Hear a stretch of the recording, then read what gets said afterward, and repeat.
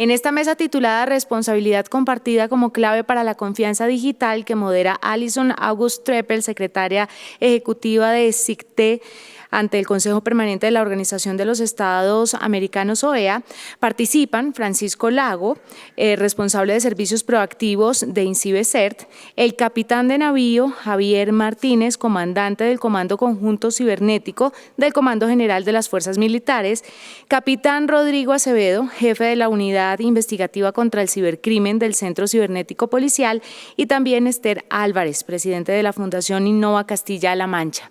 A todos ellos, bienvenidos, y aquí empieza entonces la segunda mesa redonda del día.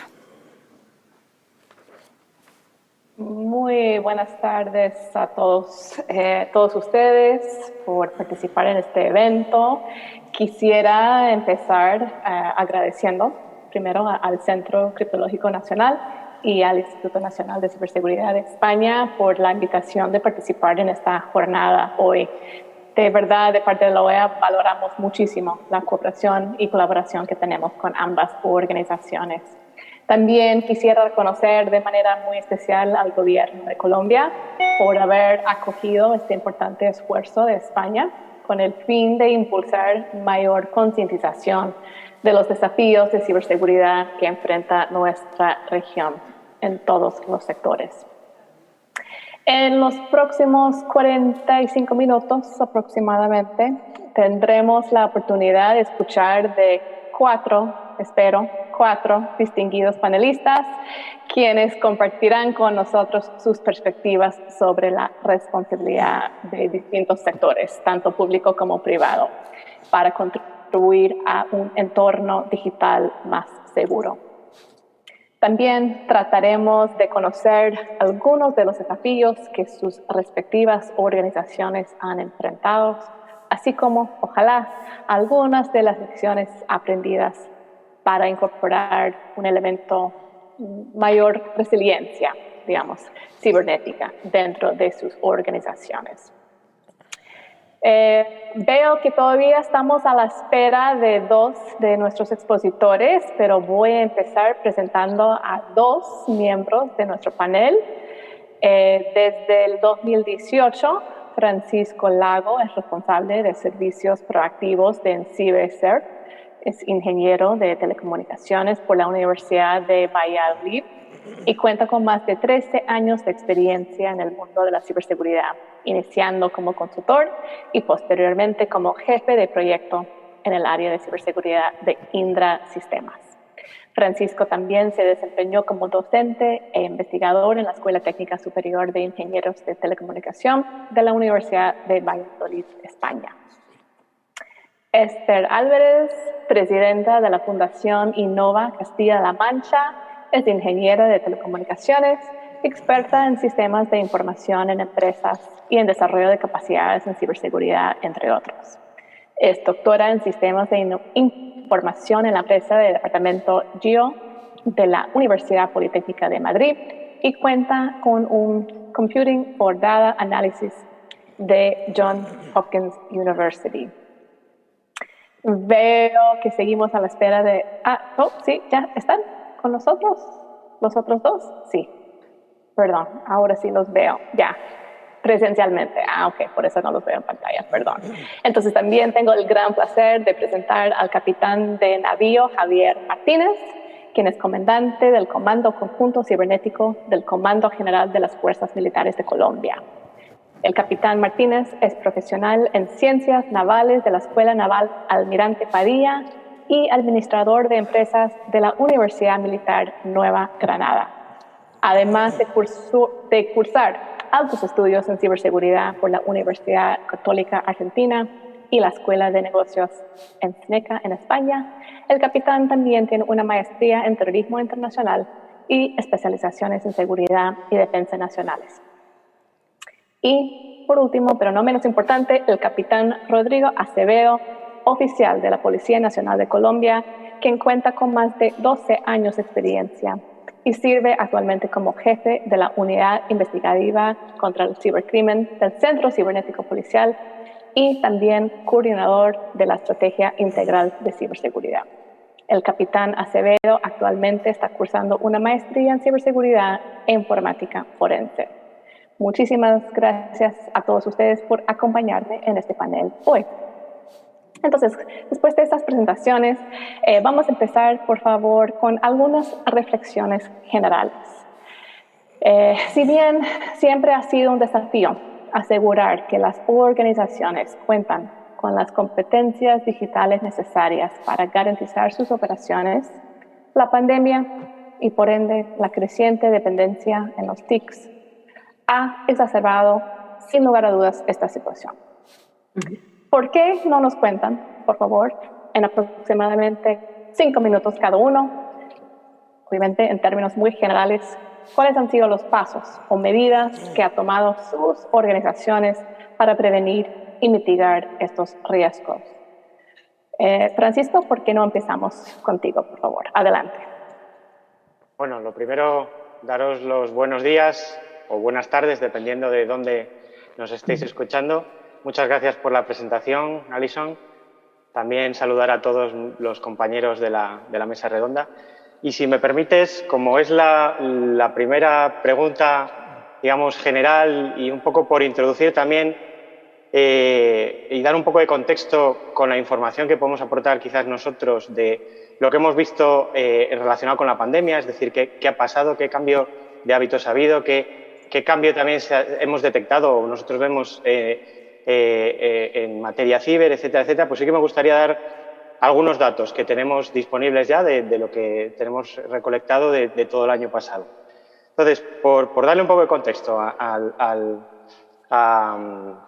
en sí a uno de los determinantes o uno de los condicionantes de la pregunta que has hecho, que era el tema de la pandemia, pues, ¿qué os podemos decir nosotros que hemos visto en España? Pues, por ejemplo, en materia de incidentes, pues a pesar de que en las noticias la pandemia hoy en día está probablemente el 50% del tiempo en los telediarios, a nivel de incidentes no es tanto como parece. Sí que el dato que tenemos agregado de todo el año 2020 es que más o menos un 0,5% de los incidentes están directamente vinculados con COVID-19, es decir, directamente tienen algo que ver con ello.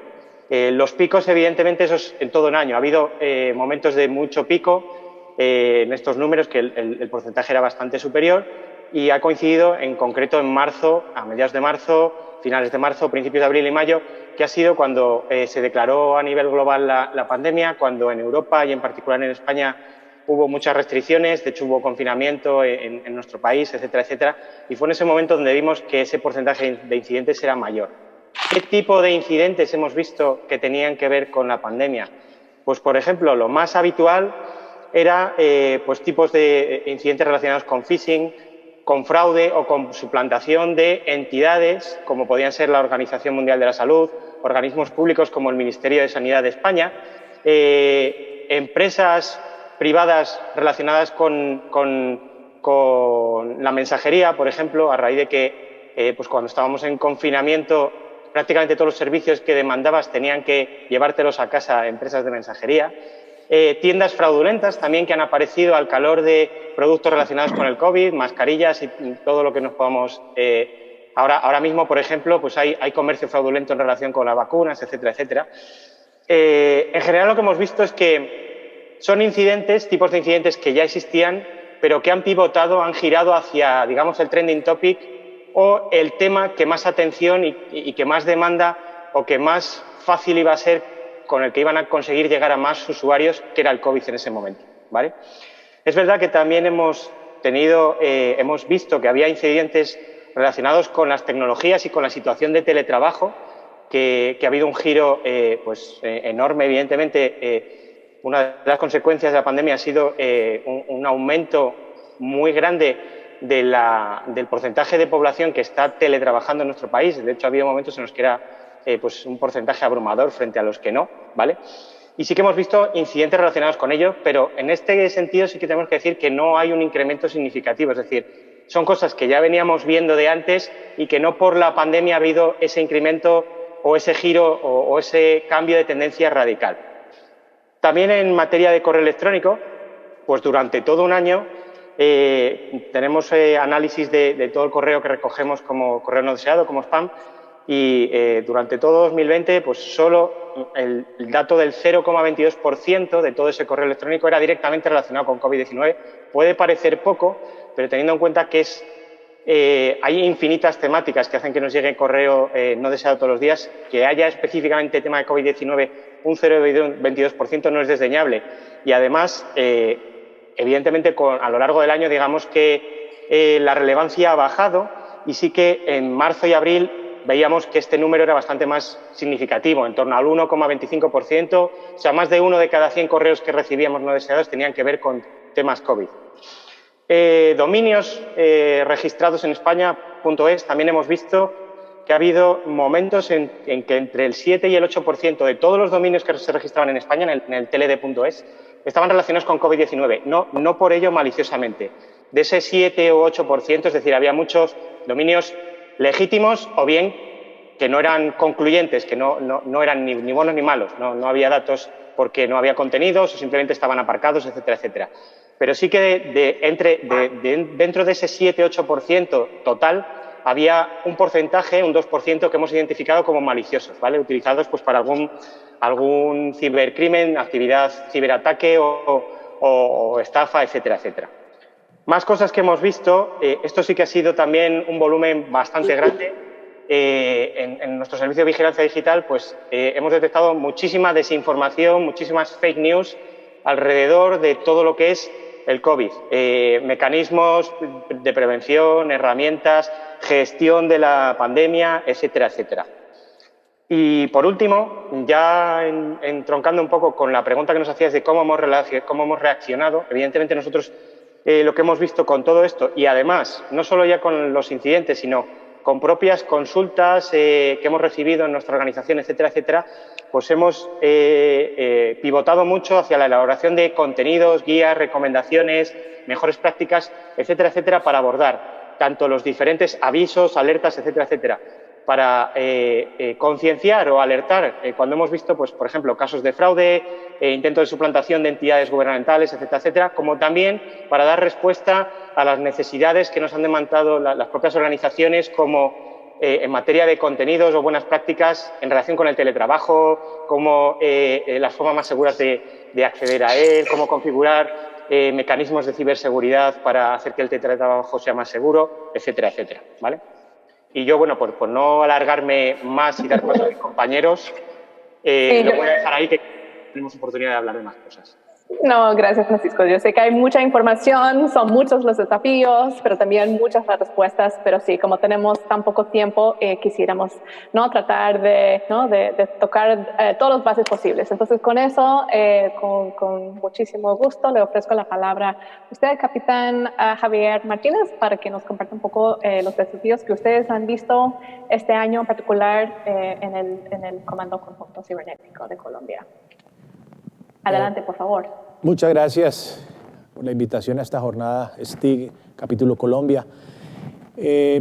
Nosotros, dentro del Comando de Conjuntos Cibernéticos, como parte del apoyo de la protección de infraestructuras críticas cibernéticas nacionales y militares, encontramos un gran desafío. Este gran desafío nos acogió a todos por sorpresa. El trabajo remoto fue necesario debido a la crisis de bioseguridad y el COVID. Nos adaptamos muy fácilmente, generamos protocolos y procedimientos, acuerdos de confidencialidad con nuestros trabajadores. De la misma manera, las infraestructuras estuvieron trabajando fuertemente en generar esos accesos seguros para que pudiéramos estar conectados desde nuestras casas y poder cumplir con las tareas y obligaciones. Dentro de lo que vimos, gran parte creo que la vimos anteriormente, lo que escuchamos, pero algo que nos llamó la atención fue el uso del correo y para generar también ransomware en instituciones de sanidad, que en este momento era una prioridad para la población. Muchas operaciones de información en el tema de la vacunación, inclusive creación de plataformas de que inscríbase para la vacuna, para el hurto de datos e información sensible. el estar tanto tiempo en casa generó también que esos actores criminales cibernéticos tuvieran más oportunidad de generar escaneo de puertos a sistemas de infraestructuras críticas, obtención de información de propiedad intelectual, en propiedad industrial y, por supuesto, espionaje. Por otra parte, se generaron masivamente la búsqueda del conocimiento de lo que estaba sucediendo a través del COVID en la actuación de mapas interactivos. Esos mapas interactivos, muchos de los cuales simulaban el mapa interactivo de la Job Home-Keys en Estados Unidos, generaba que ingresaran datos y pudieran obtener información sensible de lo que tenían en los computadores y fácilmente extraer información. De manera que todo eso se estaba dando, mucha desinformación. La mente actualmente estaba trabajando bajo una presión que no se había contenido, bajo una presión de miedo frente al tema de COVID. Toda era la necesidad de buscar información y esto fue obtenido a través de ciberdelincuentes para poder lograr sus fines. Muchas gracias, capitán. Usted saca un tema muy interesante, ¿no? Que es un poco la presión, o sea, el impacto mental, ¿no? De salud en todos nosotros, ¿no? Que también estamos tratando de enfrentar tantos desafíos durante la pandemia. Pero también veo algunos temas parecidos con los que manifestó Francisco. Entonces vamos a seguir. También en unos minutos vamos a volver al tema de infraestructura crítica. Eso ya lo tengo anotado. Pero por favor quisiera ahora pasar la palabra a Esther Álvarez para que nos cuente un poco las perspectivas de la Fundación. Por favor, adelante, Esther. Muchas gracias, Alison. Antes de nada, quiero de verdad agradecer, pues, evidentemente al CCNCERT y al INCIBE, pues, el haber hecho posible estas jornadas y, por supuesto, a la EAN, que ha promovido desde un principio esto. Antes de la pandemia se estaba hablando de esto y finalmente lo hemos conseguido sacar adelante.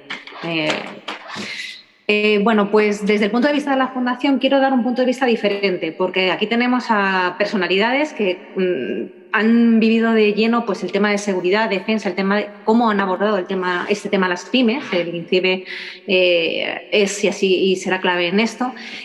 Nosotros desde la Fundación, que hemos trabajado muchísimo, no solamente en la parte de seguridad, sino en la parte de transformación digital, en la parte de Industria 4.0, pues nos hemos dado cuenta que ha ocurrido una aceleración de esa transformación de una forma forzada. Evidentemente, las empresas perdían su competitividad, su productividad o tenían a personas no capacitadas suficientemente para poder cumplir unos pilares básicos de sostenibilidad. Y ese ha sido el mayor riesgo de las empresas.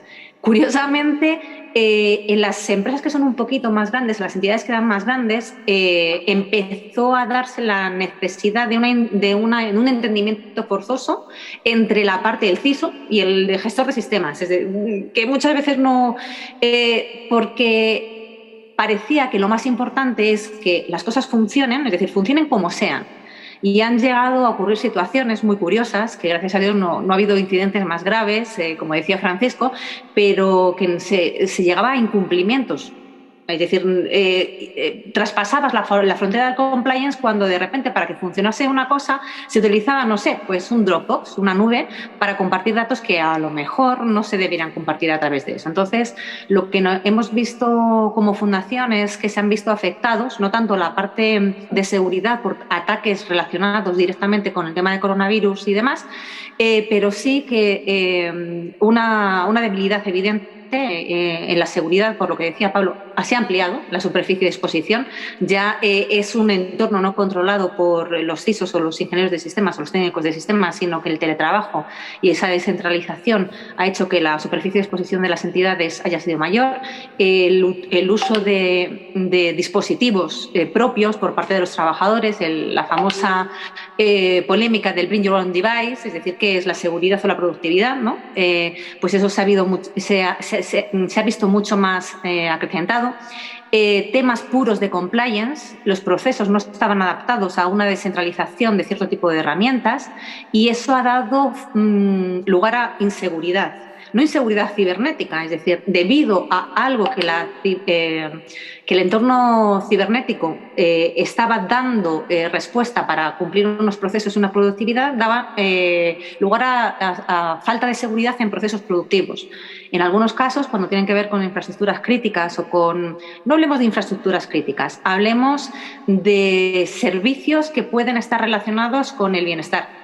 Pongo un ejemplo muy tonto. Bien, en España ha habido durante bastante tiempo, por ejemplo en Toledo, una ciudad pequeña, que el servicio a domicilio de los supermercados estaba totalmente colapsado, cancelado y era porque bueno, pues no había forma suficiente de dar soporte pues, a lo que se requería. Evidentemente subió muchísimo la demanda, etcétera, etcétera.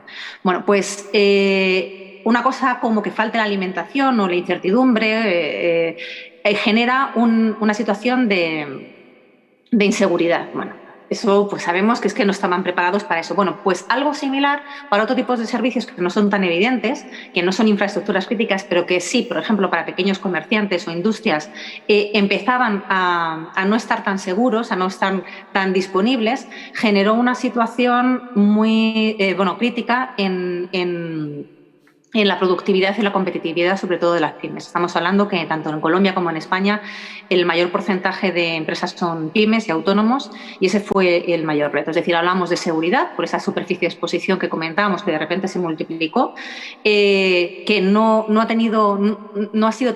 esas debilidades no han sido tan explotadas como pudiesen imaginarse, como bien ha dicho Francisco, un tema de incumplimiento porque se trasladaron procesos y sistemas de una forma no ordenada. Se aceleró esa industria 4.0 poniendo en peligro tanto la parte de compliance como la parte de productividad, con una consecuencia evidente, y es que hemos visto a empresas inseguras, a empresas perdiendo competitividad y a empresas entrando como un elefante en cacharrería, no sé si en este nuevo mundo, ¿no? Que luego ha habido cosas muy buenas y hemos visto el renacer de nuevas entidades y nuevos intraemprendimientos dentro de las empresas y las entidades, pero para nosotros eso ha sido realmente algo significativo. Aparte, por supuesto, no quiero hablar de seguridad ahora mismo porque precisamente los actores que están en este panel posiblemente puedan hablar muchísimo más que yo en concreto de ese pilar. No, mil gracias, Esther. Muy interesante, ¿no? Las observaciones, particularmente respecto a la posible falta de competitividad y productividad. O sea, son temas que nos han afectado a todos, ¿no? Bueno, ¿por qué no seguimos esta primera ronda de consideraciones generales? Y voy a ofrecer entonces la palabra al capitán Rodrigo Acevedo para conocer un poco las perspectivas de la Policía Nacional de Colombia. Capitán, por favor, adelante. Alison, muchas gracias. Buenos días, buenas tardes en donde se encuentre para todos. Un saludo muy cordial de parte de la Policía Nacional de Colombia. En cuanto a la ciberseguridad a nivel general, retomando de pronto los aspectos que ya se han mencionado durante la mesa, si bien es cierto los incidentes propios del cibercrimen y de las infraestructuras con el tema de la pandemia no ha evidenciado ese incremento exponencial, la parte de la seguridad ciudadana y lo que es el patrimonio económico de las personas sí tomó un incremento bastante alto. A partir de la pandemia, marzo del año pasado, evidenciamos un incremento exponencial de los incidentes relacionados propiamente del tema financiero, donde afectaban el patrimonio de las personas y principalmente utilizaban el vector de las falsas noticias o de la información excesiva para que las personas dieran clic sobre estos enlaces que los llevaban y los conducían muchas veces o a portales fraudulentos o a activar un software malicioso en sus dispositivos. Digamos que el choque en ese momento, por supuesto, fue muy alto, lo que fue marzo y abril, en donde apenas estábamos también incrementando las acciones de prevención y donde gracias a esto pues los medios de comunicación también tomaron parte y nos permitieron llevarle y exponerle a la comunidad en general todas estas nuevas amenazas que se estaban presentando. Por otro lado, digamos que esto ha permitido dos grandes aspectos para la ciberseguridad tanto en Colombia como a nivel mundial. La primera de ellas fue la articulación que se generó a través de las agencias de ley y que nos ha permitido desplegar también con el sector privado en cada uno de los países una cooperación un poco más directa, esto digamos a partir de la necesidad de tener información de primera mano y creo que esa es una de las más grandes fortalezas que nos ha dejado el tema de la pandemia.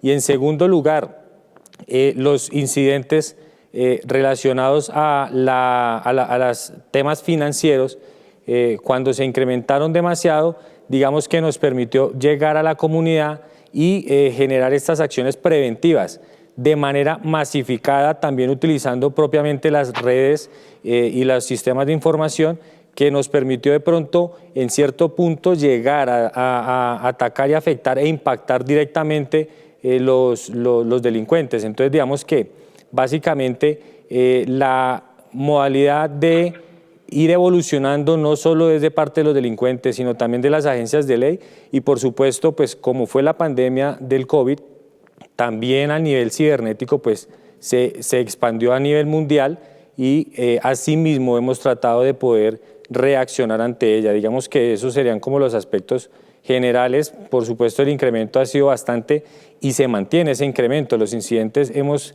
identificado que hasta marzo de este año continúan en un incremento. El año pasado cerramos con cerca de 45.000 denuncias por los delitos informáticos de Colombia y actualmente continuamos con un incremento que pues, nos ha alertado a toda la región, inclusive para articularnos de manera más directa.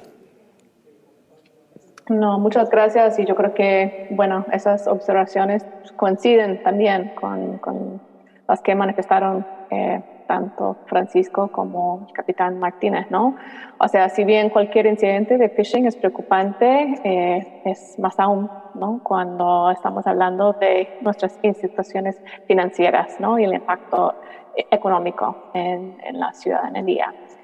Entonces, gracias a todos ustedes por esas reflexiones generales. Es increíble cómo pasa el tiempo, ¿no? Ya estamos ya con menos de 20 minutos en nuestro panel. Entonces, sí, vamos a ir directo a algunas preguntas específicas que tengo para cada uno de ustedes. De nuevo, en la medida de lo posible, por favor, si podrían limitar sus respuestas a 5 minutos, estaría muy agradecida. Vamos a empezar entonces... creo que con el capitán Martínez, ¿no? Para reflexionar un poco sobre lo que usted mencionó con respecto a la infraestructura crítica. Sabemos que hoy Colombia está implementando su tercera estrategia nacional en seguridad digital, la cual contempla un aspecto muy importante relacionado con la colaboración entre las varias partes interesadas, o sea, los stakeholders, ¿no? Si nos referimos específicamente a la protección de la infraestructura crítica cibernética, hemos visto cómo en los últimos 8 años, desde el comando a su cargo, ¿no? Cómo se ha forjado la colaboración a todo nivel para el desarrollo de una estrategia en este ámbito. O sea, cuéntanos un poco, por favor, sobre cómo ha sido esta coordinación y cuáles han sido los aspectos positivos, ¿no? Y los mayores desafíos. O sea, cómo esta coordinación ha permitido una articulación efectiva para gestionar riesgos y, más importante, responder a incidentes. Capitán. Sí. Inicialmente queremos decir que esto es un trabajo que viene de años atrás. Los comandos han estado trabajando. La idea inicial nace del primer COMPES del 3701, donde se crean las instancias para la protección de infraestructura crítica cibernética. Luego viene el segundo COMPES del 2016, el 3854, donde finalmente se dan unas misiones específicas a esas estructuras. Se fortalece ya la catalogación e identificación de infraestructuras críticas. Y tenemos nuestro tercer COMPES, que es el 3995, que lo que pretende es generar esa confianza digital. Y en ese orden de ideas, la coordinación de las infraestructuras críticas es un reto y un avance. En el reto inicial, con la creación de unas mesas de infraestructura crítica, debido al tema de COVID, fue necesario pasar al formato virtual, pero tenemos unas tareas establecidas, estamos haciendo una reingeniería de esas mesas de trabajo. Este año arrancamos con un formato diferente, vamos a redireccionar ese trabajo articulado. No es fácil, es complejo mantener a todas las partes involucradas, pero partimos de que se hace necesario una ley de seguridad digital. Ya tenemos un borrador de esa ley de seguridad digital, protección a la infraestructura crítica, protección a nuestras redes, y partiendo inicialmente de definir términos y tener definiciones claras de lo que es el ecosistema digital. ¿Qué se nos viene ahora? Se nos viene un trabajo más fuerte con cada una de esas coordinaciones y sectores estratégicos que le apunten a un estado final para la protección de esas infraestructuras. Pero necesitamos la obligatoriedad de esa ley frente a compartir información, por ejemplo. Indicadores de compromiso, el riesgo reputacional, y las empresas están buscando su imagen reputacional antes que compartir, y esto es un sistema donde tenemos que trabajar empresa privada, academia y fuerzas militares. Y tenemos que entender este sistema de manera integral si queremos ser eficientes en el logro de prevención, detección y monitoreo de acciones cibernéticas. Ante todo, necesitamos fortalecer la resiliencia, protocolos, procedimientos, ejercicios de gestión de crisis que nos permitan trabajar personas, que es el eslabón más débil, procesos que deben estarse cambiando permanentemente y, por supuesto, fortalecer capacidades tecnológicas. Muchas gracias. Y yo creo que usted menciona un tema que tal vez podría ser un panel aparte, ¿no? Que requeriría otras horas, ¿no? Simplemente para discutir el marco normativo, ¿no? que se requiere un país para poder ¿no? respaldar las distintas estrategias y políticas necesarias para promover una agenda digital de verdad, ¿no? Muchísimas gracias. Pero continuamos, por favor. Esther, sí, te tengo una pregunta. Estamos escuchando de forma bastante cotidiana, ¿no? Lo importante que es en las organizaciones generar capacidades en ciberseguridad para la efectiva gestión de riesgos cibernéticos. Y algo que usted mencionó hace poco es la colaboración, ¿no? La articulación entre distintas áreas de la organización. Por ejemplo, entre los técnicos y los tomadores de decisión. Entonces, quisiera profundizar un poco más sobre este tema, por favor. O sea, en su experiencia, ¿cuál ha sido el mayor reto en las organizaciones para asegurar una gestión efectiva y coordinada? Pues mira, Alison, precisamente estábamos haciendo un informe de cuáles son los principales retos y problemas que hemos visto de las entidades que hemos estado apoyando en estos meses. Y la verdad es que es muy sencillo, pero nos da una visión muy interesante. El primer reto que ha habido en todas estas instituciones, bueno, y entidades, teniendo en cuenta que nosotros trabajamos mucho con empresa pequeña o empresa que está en un proceso de transformación productiva, ha sido precisamente tener unas infraestructuras tecnológicas adaptadas a esta nueva situación. Bien, desde un punto de vista productivo, pero sobre todo desde de ciberseguridad. Bien, cuando hablamos de ciberseguridad es que en sí las herramientas productivas estaban o existían, pero no estaban preparadas para trabajar de forma deslocalizada. O los procesos requerían de información o acceso a la información o una gestión adecuada, no solamente de usuarios y de competencias, que no existían. Entonces, Por el afán de supervivencia, muchas de estas entidades utilizaban herramientas erróneas para gestionar adecuadamente eso, teniendo unas brechas de seguridad y de productividad tremendas. Entonces, el primer reto que ha habido en esto es la adecuada gestión de las infraestructuras técnicas productivas con los tomadores de decisión y las infraestructuras los sistemas relacionados con la ciberseguridad, que no tienen que ver muchas veces con las infraestructuras técnicas. Eso ha sido realmente una carrera. Han avanzado de forma descoordinada, resolviendo cada uno su parte. Bueno, pues aquí hay un hueco, lo voy haciendo, voy resolviendo esta parte. Uy, necesito, pues monto una VPN, pero este hombre ya ha compartido su información a través de un Dropbox tal. Realmente ha sido una carrera y ha habido una descoordinación. Otro tema, un reto que nos hemos visto, con el que nos hemos visto, ha sido el tema de compliance. Bueno, lo hemos comentado antes.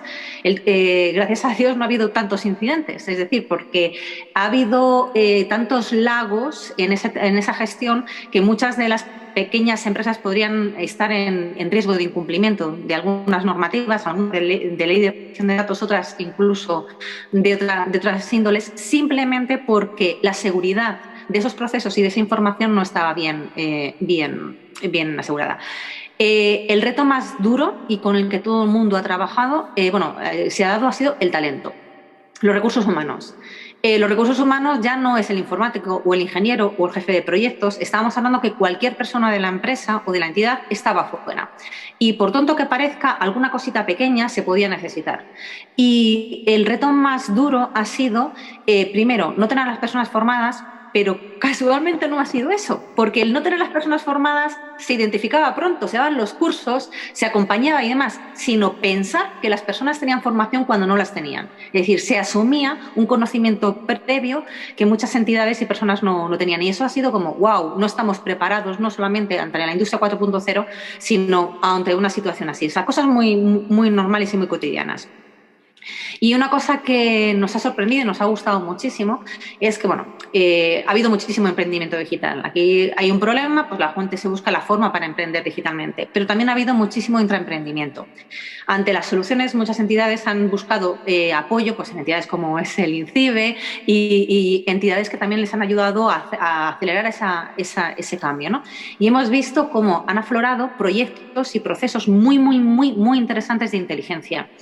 Y tanto inteligencia preventiva desde un punto de vista de ciberseguridad, curiosamente, es decir, han visto los dientes al lobo antes de que hubiese una avalancha de incidentes que, como bien decía Francisco, no ha sucedido tanto como pudiese haber sucedido, pero en acciones preventivas, en optimización, han empezado a utilizar estas herramientas tecnológicas para la optimización de procesos, para la prospectiva o la proyección, no solamente desde un punto de vista en temas de seguridad, sino en temas de negocio, y curiosamente para inteligencia de mercado. Es decir, lo que ya se hacía hace muchísimo tiempo ha generado este nuevo escenario de deslocalización, teletrabajo, descentralización y nuevas estructuras, ha generado intraemprendimiento en lo que son capacidades de inteligencia. Y eso tengo que decir que ha sido una de las cosas buenas que hemos visto en las empresas. Todo lo malo era lo anterior, es decir, lo que se pensaba que no se tenía y no se tiene. El mayor gap es precisamente lo que se desconocía, es decir, pensábamos que estamos en esta situación, estamos en otra, pero la gran oportunidad y el gran descubrimiento ha sido esos procesos de inteligencia que muchas empresas han puesto en marcha ante una situación como esta.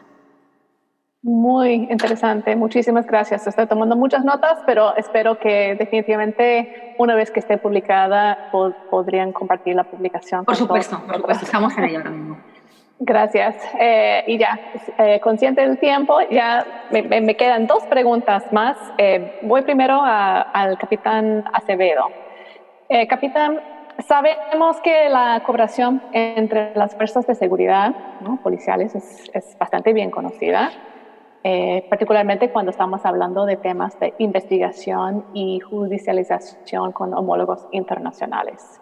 Con las nuevas dinámicas de operación tecnológica en las organizaciones, ¿no?, que esta nueva realidad nos ha traído, ¿qué significa para la Policía Nacional de Colombia alcanzar la confianza digital?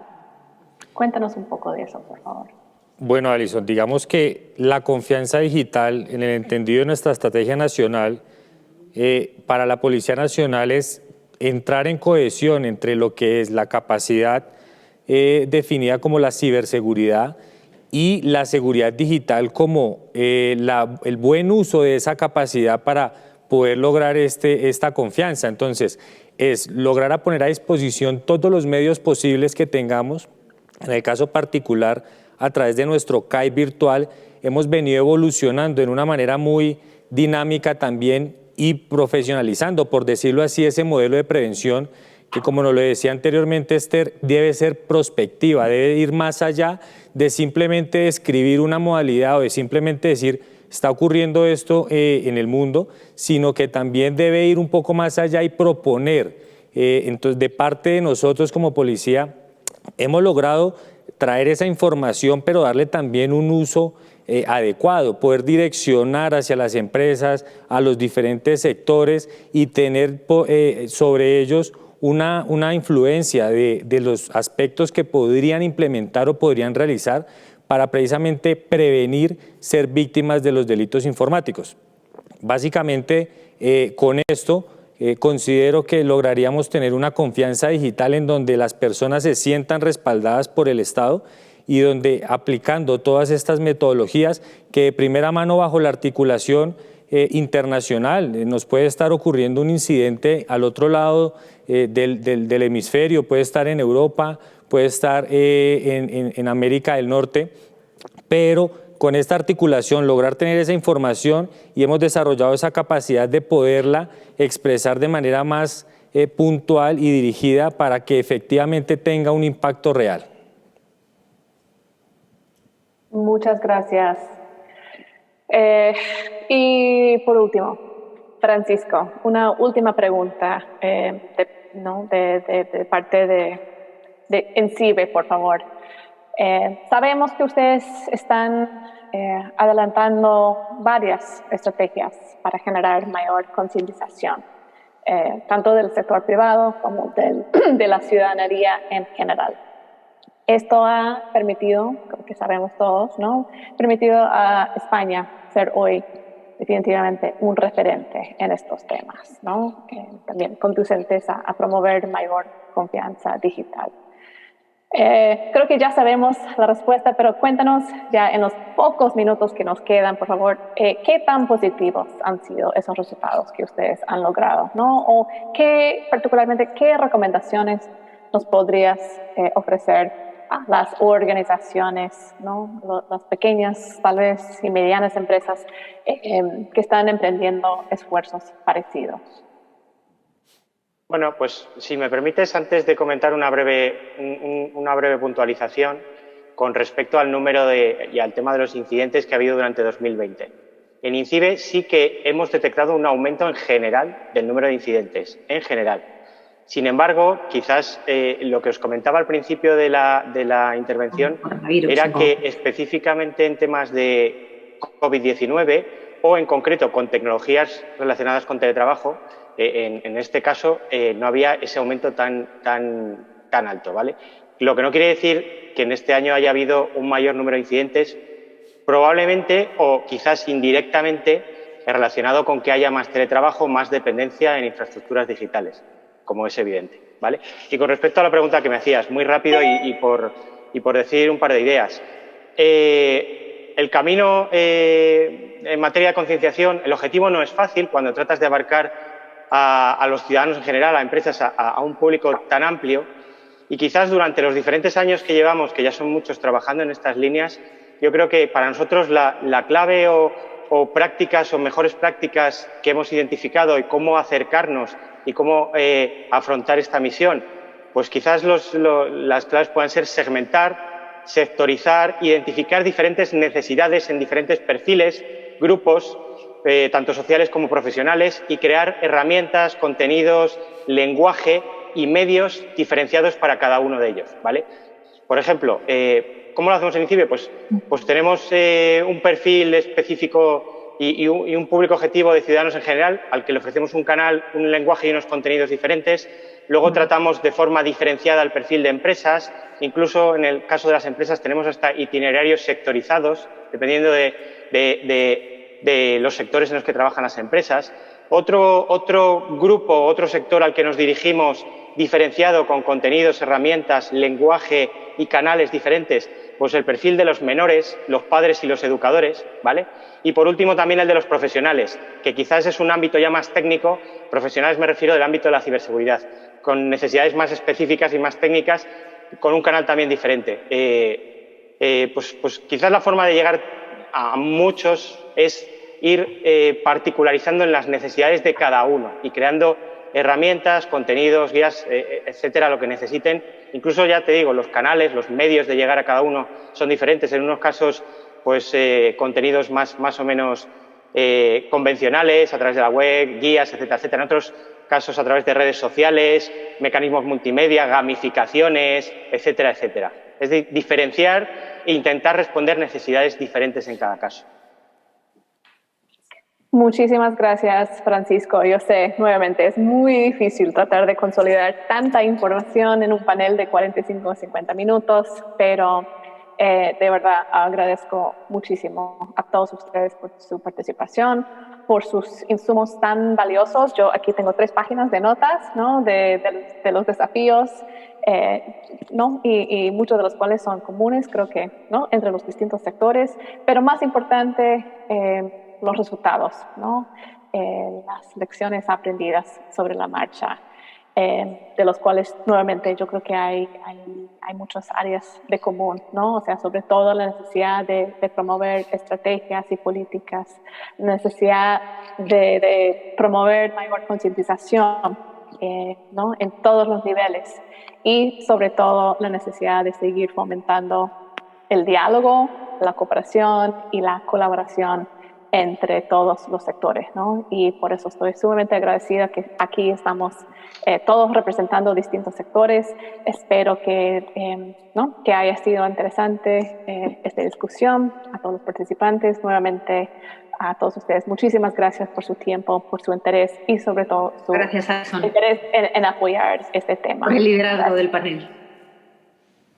Gracias. Muchas gracias. Muchas gracias.